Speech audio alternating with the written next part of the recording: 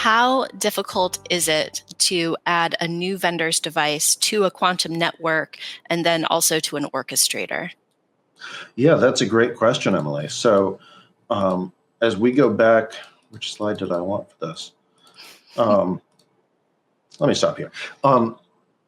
So it's a little hard to see in this screenshot from Aliro Orchestrator here, but you have in this black box on the left, this is sort of a menu of device types that the orchestrator knows about that you can drag and drop onto this canvas to design, in this case, an experiment on the EPV quantum network.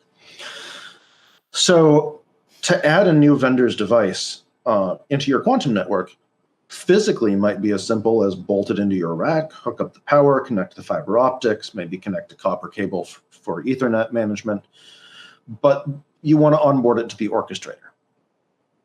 So when we talk about building a vendor-agnostic orchestrator and abstracting management protocols, the work that we've done in building the Aliro orchestrator involves a great deal of going through all of the different management and control protocols that we have encountered in the wild for quantum networking hardware, building drivers and building out support for them.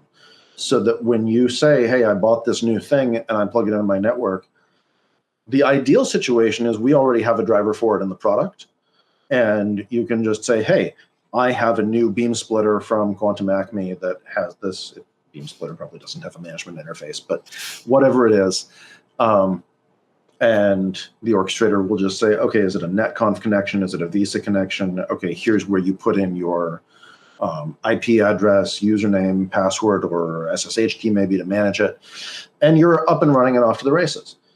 If it's a new vendor or new device type that we haven't seen in the orchestrator before, we might, at the worst, need to add a new driver to the product for it.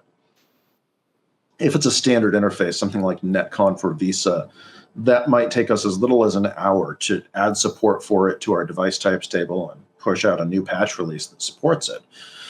If it's something really truly exotic where we haven't seen the protocol before and we've never connected to a device like this, first of all, if you're watching this and you're a hardware manufacturer with such an exotic management interface, I encourage you to get in touch. We do have sort of a supported vendor program, and we can start front-running that and building support for your product into the orchestrator. If it comes along from the customer side, from some customer has purchased this device that the orchestrator has never seen before, we've never seen its management connection before, we have a couple of options where we can either supply this is sort of what the interface needs to look like, and you can bring your own driver however you want to do that, or we can actually write a driver for you to integrate that into the orchestrator product. So typically it's going to be very easy and straightforward because we've done this work to incorporate known management interfaces. And then as new things come onto the market, that's something that we're trying to stay on top of, because we have to have a vendor-agnostic quantum network orchestrator, right? As we have to be able to work with everything that we know about. That's right. It sounds also like there may be at some point in time some helpful guidelines that are more broadly accepted. Right now, there aren't sort of the same kinds of guidelines that you have for, say, the classical internet, right? That's right. So in classical networking, there are some pretty well-established protocols for how things work together, for how you manage a device. There's, for example, you see here the NetConf protocol, and our white paper also talks about it sort of sibling the RESTconf protocol. We support both of those protocols. Aliro is really encouraging those NetConf and RESTconf protocols for the management of quantum networking hardware, just to sort of get the industry to standardize on that. There's also a standard that we've borrowed from the classical networking world called Yang, which is a way of describing the configuration of a device in sort of a simple text file called a Yang module that says, this is how you connect to it.